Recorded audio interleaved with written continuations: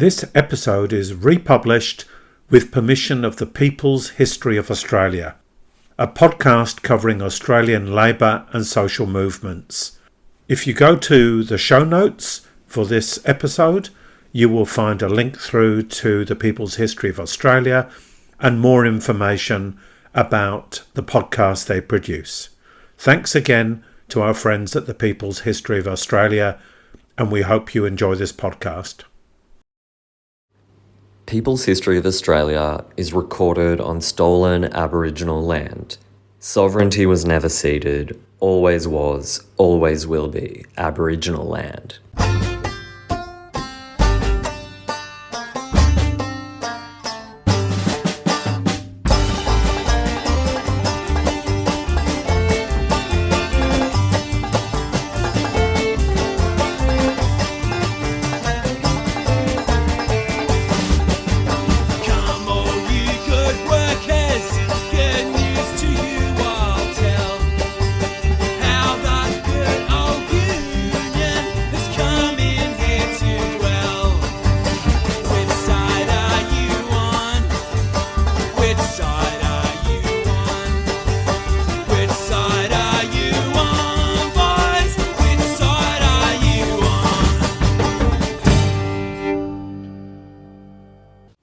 Hey everyone, and thanks for tuning in to another People's History of Australia episode.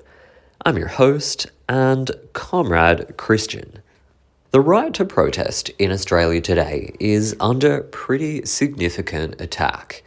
Queensland, New South Wales, Victoria, Tasmania, and South Australia have all passed extremely repressive anti-protest laws, and all just within the last couple of years. The laws, in most cases, provide for massive fines and prison time for protesters, and all of them are targeted at environmental activists in particular, with the Labor Party Premier of South Australia even going so far as telling fossil fuel companies that his state was, quote, at your disposal. All of this can seem extremely discouraging, to say the least. But in today's episode, we hope to give people cause for hope by covering the story of how anti-protest laws were completely defeated in Queensland in the 1970s and 1980s. At that time, in 1977, the Premier of Queensland, the notoriously corrupt Joh Bjelke-Petersen, banned political street marches. Announcing the decision, Bjelke-Petersen declared, quote, "No one is going to turn the streets of Brisbane into a forum. Protest groups need not bother applying for permits to stage street marches because they won't be granted. That's government policy now. Political street marches are a thing of the past." Fortunately, left-wing activists sprung into motion, and they launched a huge campaign to defy the anti-protest laws on a massive scale and to force them to eventually be repealed. To discuss this really amazing part of our history, today my co-host Tim is chatting with socialist activist Judy McVey, who was in the thick of the protest campaign in Brisbane in the 70s and 80s. It's an awesome story, and it provides a really inspiring example of how repressive laws can be openly defied and beaten. We hope you enjoy the show. So can you tell us a bit about yourself and how you got involved in the Right to March movement in Queensland? Yeah, I've been thinking about this. How did I become left-wing, really? Because, as a younger person in Australia, I sort of moved to the left. I come from a fairly conservative family background, but everyone shifted to the left, Vietnam War, the election of the Whitlam government, and the sacking of the Whitlam government, I remember quite clearly, 1975, and I was living in Queensland. I grew up in Queensland. I left work around that time and became a student, and in 1977, there's this campaign started. I was, a lefty. I was going to other demonstrations at the time, I suppose. So most of us got involved in fighting for the right to march because we were losing our democratic rights if Bjelke-Petersen got away with this. And he did say on the 4th of September 1977, don't apply for a permit for a political street march because it won't be granted. And the left responded really well. And this was the second series of civil liberties type campaigning, is that right? Like there was stuff happening in the 60s as well. That's right. Before I was involved in the left, in 1967 there was a civil liberties campaign as well over the right to march and linked to, well, radical students at University of Queensland involved in the anti-war movement told they couldn't march anymore. So they kind of pioneered some of the tactics that were used in the 70s in terms of, defying the ban on street marches, And can you tell us about why this campaign was so important? Yes. It happened at the time when, Whitlam had been sacked by the Governor-General, Fraser comes to government. There's a real push to shift things to the right in Australia at that time. One of the big issues was uranium mining. There was one uranium mine which was in Queensland, Mary Kathleen. Fraser wanted to open more uranium mines, and he made a public statement in, I think, about August 77. Bjelke-Petersen's response is to kind of act like a vanguard for the ruling class to say, yes, we need more uranium mining, we've got to protect our mining industry. He's a member of the National Party, very closely linked with the mining industry. So Fraser wanted to clamp down on all the anti-uranium mining protests, and Bjelke-Petersen said, okay, I'm banning street marches in Queensland. No one will be allowed to march in Queensland. But it was also happening at the time when he was clamping down on union rights. So one of the first demonstrations is actually associated with defending union members in Queensland. And can you tell us a bit more about what the Bjelke-Petersen government in Queensland was like, and what were the sort of the key struggles of the day beyond uranium mining? Yeah, well, things that you remember really clearly, harassment of gay people, Aboriginal people, women. My first demonstration on the street was to defend a woman who she'd reported someone for a rape, and then the police wouldn't believe her, and so she withdrew her complaint, and then she got charged with false complaint. And I had this photo which I kept for years of this demonstration around that issue. Anti-abortion, anti-women generally. But the police were a very corrupt body in Queensland, very well known for black markets, in the brothels and, defending. I don't know if you heard about the Bellevue Hotel. They demolished buildings in the dead of night illegally. Police turned a blind eye. That sort of thing kind of happened a lot, yeah. So the big campaigns, though, would have been around union struggles, students. There had been the anti-war campaign, of course. During the Springbok campaign, when there was a huge campaign nationally to stop the touring apartheid South African football team, in Queensland there was a huge demonstration where the police just attacked it and forced them down this hill, and people had to run away. And the aftermath was there were all these rubber thongs where people had just left them and ran for cover from this kind of police force. Yeah.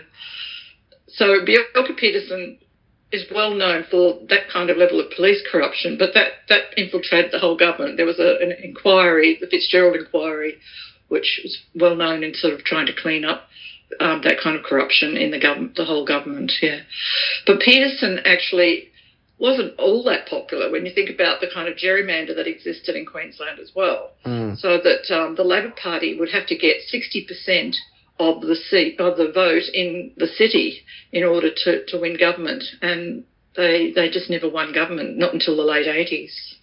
So can you tell us about when the Right to March campaign kicked off, and what were the first actions of the campaign that you can remember?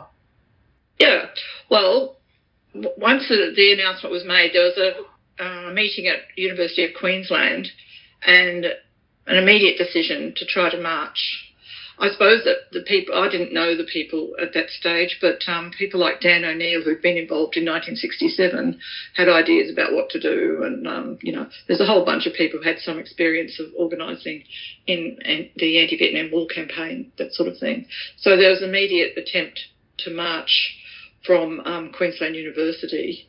And I can't remember the exact date, but I think on the 7th of September, though, so Peterson makes the announcement on the 4th of September. On the 7th of September, there's actually a rally planned in Roma Street Forum in the city to defend a union delegate who'd been penalised for doing his job, organising on the job. His name was Ted Zaffer. And the idea was that we're going to march to that rally from Queensland University. The police stopped us and were forced to... Yeah, I actually attended that march, and we were forced to march on the footpath, but we wanted to get to the rally in the city, so we didn't sort of have a barney with the cops. We moved on to the footpath. The campaign attempted to use a range of tactics in terms of trying to establish that we were going to defy the march ban, and the most important thing was to continue and to successfully have our rallies. King George Square was seen as a bit of a sanctuary. King George Square is a city square near the City Hall, and the police couldn't arrest you if you're in City Square. It was only when you decided to walk out of that square that they could give you a direction to stop marching or whatever and arrest you if necessary. Can you remember much about how the campaign was organised? Like what the main group was called, the Civil Liberties Coordinating Committee, I think, and like who was involved and how many people attended to the meetings and stuff like that? Yeah, some of the meetings were up to about 600. Eventually we were having meetings in the Trades Hall, and they went on for ages. I mean, people were very dedicated, and I remember meetings held outside the Trades Hall would close at 10 o'clock or something, and we wanted to continue meeting, so we continued to meet on the steps of the Trades Hall. So it was that kind of campaign, very active. The first big rally was on the 22nd of September in terms of calling a rally in the city, specifically on the right to march issue. I think that there was probably only about 500 people tried to march from Queensland Uni to get to that rally. It probably was only about 1,000 or 1,500 people in the city, but the whole idea was to attempt to march from the King George Square down the steps into the Adelaide side of King George Square into a street called Albert Street. And I think about 30 people were arrested that day.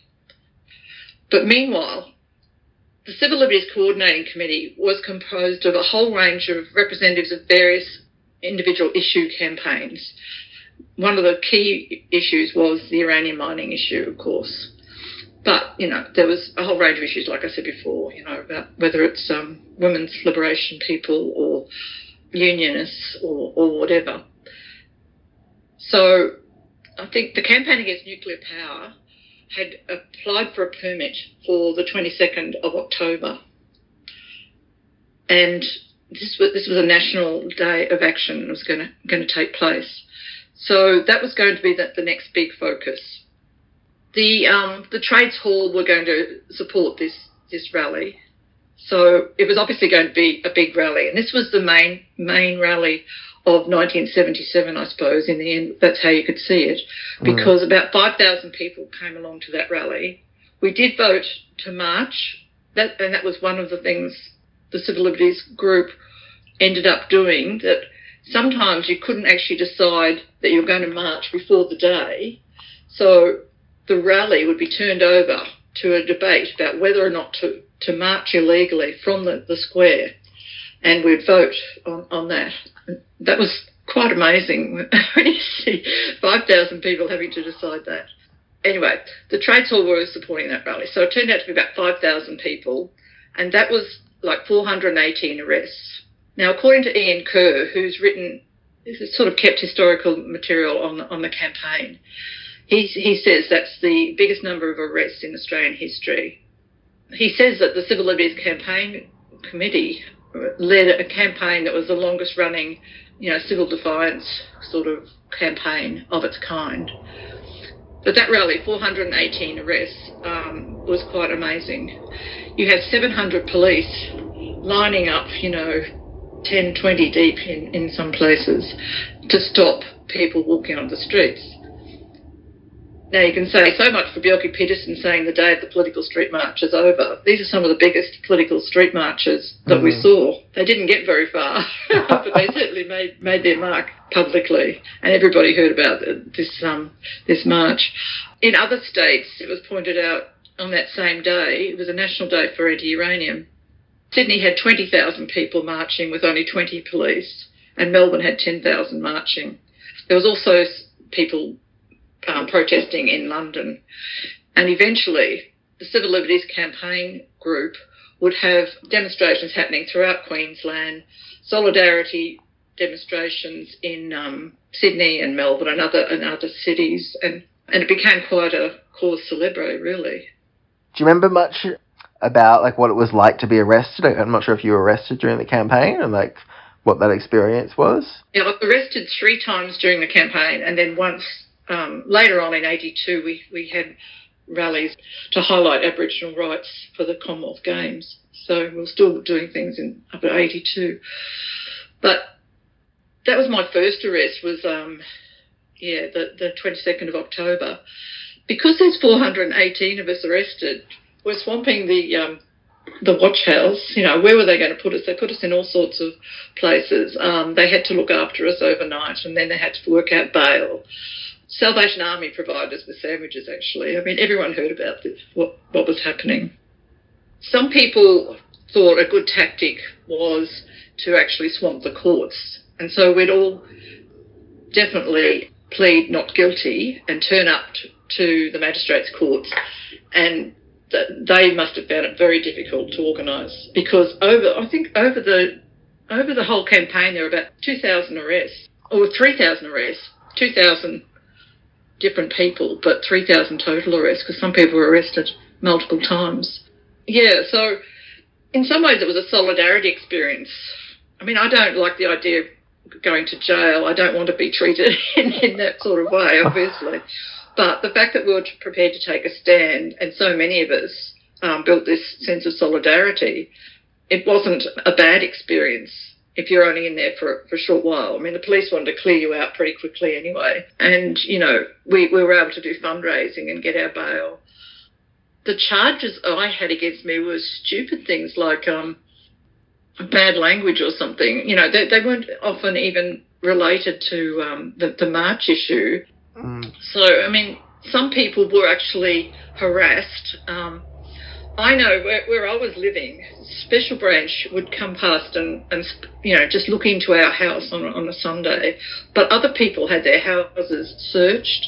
One guy was chased around the city. So different people had different experiences, and some people were actually targeted and seriously harassed. There is one person mentioned by Ian Kerr's website, and I knew the guy. I shouldn't say his name, but his first name was Jim, and he was obviously being followed by the police, and he was outside the square, but he actually ran away and went round the block and tried to get back into the square, and the police actually jumped him. Ian Kerr refers to this activity as like vigilantism, They're prepared to make an example of various people. Now, it wasn't as bad as during the 60s campaign. One of the key leaders of the student movement was taken to the cemetery and a gun pointed at his head. This is the kind of thing those police were capable of. And, of course, Fred Patterson, who's the only Communist Party member of Parliament, he was a Queenslander, and he was involved in 1948, and he was bashed brutally. So, I mean, there's a whole history of police violence in Queensland that they seem to get away with. Were there any particularly contentious debates during the campaign, amongst the movement? Yes. Yeah, definitely. The key tactic that I agreed with was that we had to defy the march ban, because if we just gave in to what Petersen said, then we wouldn't have any street marches ever again, So we had to win back the right to march by defying the law. Not everybody agreed with that. We had this thing called the Left Caucus, which was people who agreed with that position.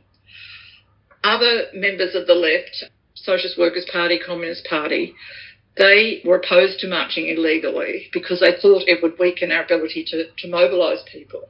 Our argument was that, look, people know that it's wrong to ban street marches. What we have to do is develop tactics to win it back.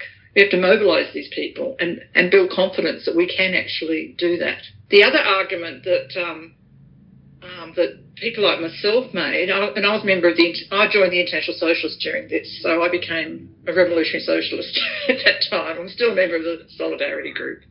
But we also argued that, okay, we've got these street marches happening, but that's not going to be enough power to push Peterson back. We have to actually attempt to win the support of the Trades and Labour Council and rank and file workers to join us in this struggle. They have the social power to push back the ruling class and to really worry the ruling class that Peterson's attempt to be a vanguard for the mining companies to push back anti-uranium protesters, this is not going to work because working class people are going to take to the streets.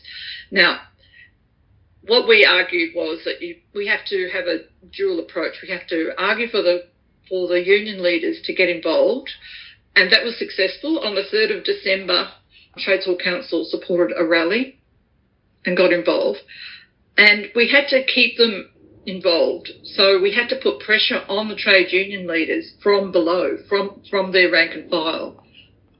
My main task during this campaign for 2 years was to get up in the morning and go to job site meetings where there was more, the unions were more active, the unions were bigger in those days. And there were often rank and file workplace meetings around various issues. And they would invite us to speak about the right to march issue. So we took them up on that. And I remember one really important meeting. For some reason, I'm not sure why we were doing this, but we just turned up at one of the metal shops and asked if we could speak to them about the rally that was coming up, and they invited us in. So there we were in their lunchroom talking about these issues of the right to march and winning their support for a campaign against Peterson. Now, Bjelke-Petersen was not a friend of the trade unionists, so we were talking to people who agreed with a lot of what we said, but they hadn't been involved yet in actually putting their bodies on the line, coming into the King George Square and walking down those steps with us. However, by the last rally, we used to keep stats of the rallies, of who'd been arrested, etc. Initially, it was mainly students who were defying the law. But by the end of the campaign, the majority of people who got arrested were actually rank and file trade unionists. Now, some of those trade unions, it was like pushing an open door in some unions.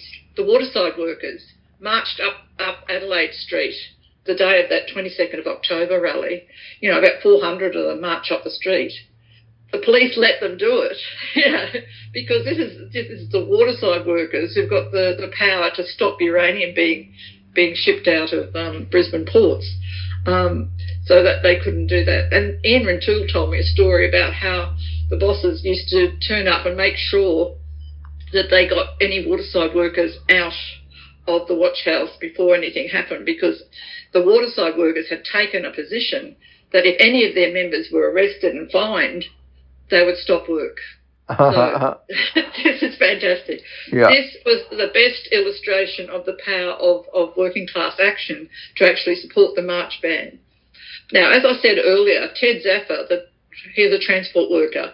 One of the first rallies that we linked in with was defending him as a trade unionist. So there was already an overlap of the issues, and our demands always included the right to march and the right to organise. So trade unionists were definitely our allies. I don't think we would have been so successful if we hadn't actually won over those trade unionists and kept the Trades and Labour Council supporting what we were doing. Yeah, for sure. Were there any other sections of the community that you were able to draw into the campaign? Yeah, well, from the beginning, there were always, campaigning against nuclear power, churches, civil liberty kind of groups, just community organisations were always kind of interested because they needed the right to freedom of speech, etc., in their own campaigns. Most of them disagreed with us at the beginning about defying the law, but they recognised the need for that kind of support with us. So, yeah, it became a very broad issue. And as I said before, there were various attempts to use the issue in like smaller cities like Toowoomba, all up the east coast of Queensland. And then interstate, there'd be solidarity actions at the Queensland Tourist Bureau to build some kind of, it was solidarity all around Australia. There was even a protest in London. And I remember when I moved to Melbourne and I applied for a job in the public service, you're supposed to say whether you've got a criminal record or whatever. And I said, well, I have been arrested. I've been arrested 4 times in Queensland. And, of course, it was only traffic offences, so it's not going to affect you. But anyway, they congratulated me. See, it was a problem. So there was a sense in which, Queensland is a difficult place to live, and people get harassed in Queensland. Unfortunately, a lot of people think everyone in Queensland is just right-wing, but as the Civil Liberties campaign showed, there's a bunch of lefties who've always defended themselves against the right in Queensland. Yeah. How far did the illegal marches get before people started being arrested? Oh, only about a metre. Yeah. No, some days we got a bit further, actually, because there were some people came up with tactics like, the police are going to expect us to march down the Adelaide Street entrance, so let's go the other side and see how far we get. So actually we got about 50 metres one day. Now there are other marches that happened, not just directly on the right to march, but say the International Women's Day. There was always a march every year for International Women's Day. Now there was a big debate there as well, because some people, right from the beginning, the anti-uranium groups and women's groups often said, look, we want to fight just around our issue. If we bring in the right to march, it takes away from the issue that we're trying to organise around. And we had to say, well, they're both connected, it's not one or the other. So International Women's Day, you'd apply for a permit and not get it. And what do? Do you march still or whatever? Now, I remember being on a march on International Women's Day when the police did attack, and one of the police, this is a famous story, one of the police jumped into the demonstration because his girlfriend was on the demonstration and he wanted to protect her from the other police. He threw down his hat. His name was Michael Egan, and he threw down his hat at that demonstration. And whenever we marched and there were police around after that, we'd actually taunt them with his name, give us an E, give us a G, give us an A, give us an N, Michael Egan, he's one of you. And that reminds me of another story about the way people were treated in Queensland in those days. I knew other people. There's actually another police person she was a lesbian activist, and she was harassed by the police. She was forced out of the police force and had to go interstate. Forced her totally out of the state. Those were the days. Like Greg Weir, a homosexual teacher, forced out, So, yeah, anyway, people stood their ground. Were there any particularly memorable moments in the campaign that you haven't mentioned already? Well, there was the press conference. Bjelke Petersen had a press conference. We'd invade those sort of things, like direct action tactics were used as, like stunt-type things to build the campaign, to keep things in the public eye. We actually got into his press conference. We were standing right behind him. Obviously we didn't hurt him or anything, but it made good press for us to help build the campaign there. That's just one little thing. But I will just throw in that we did actually defeat Petersen on this issue. Now, the campaign always said we want to get rid of Petersen, so we didn't achieve that. Petersen continued. But he was forced to grant our right to have political street marches sometimes, and some permits were given. So Ian Kerr says that the campaign started in September 77 and ended in July 79. And also we've got a memory of, on Nagasaki Day, Hiroshima Day is the 6th of August, Nagasaki Day is the 9th of August, with the bombings of those two towns after the Second World War in Japan.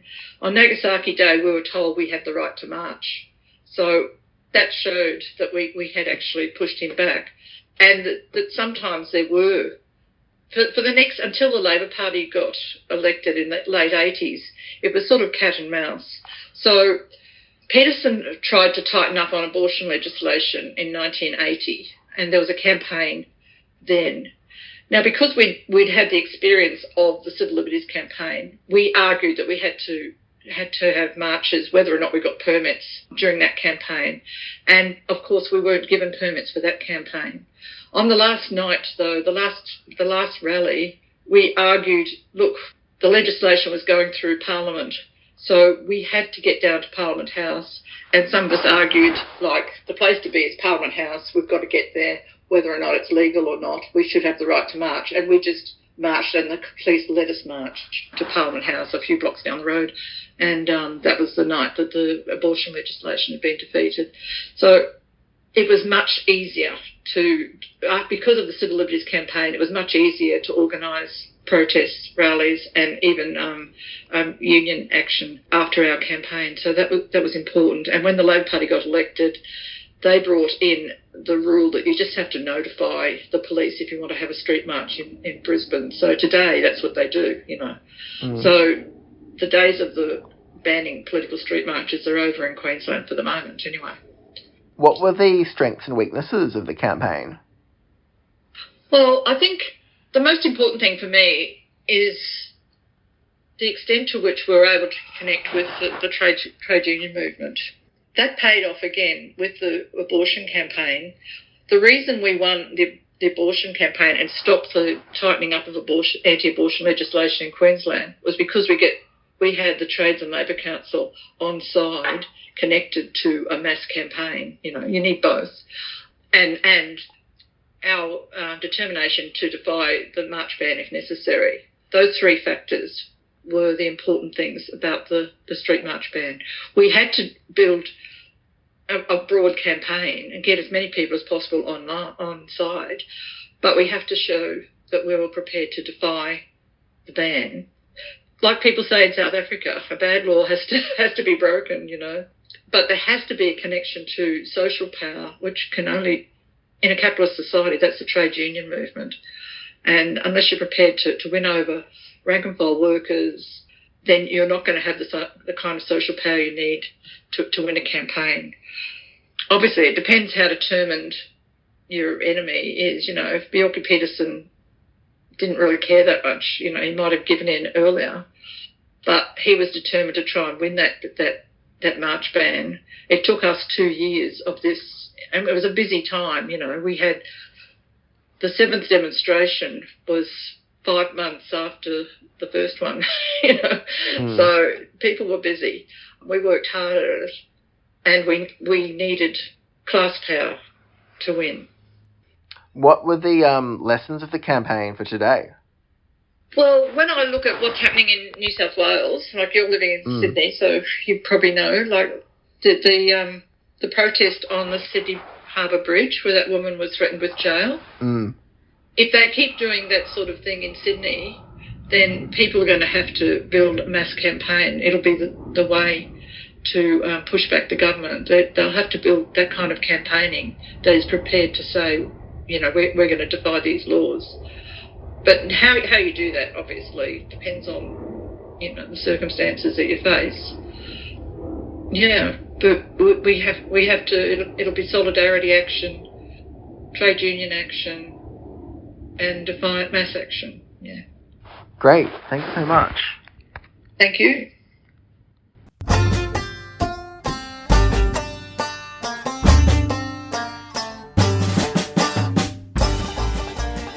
Thanks for listening, and we hope you enjoyed the show.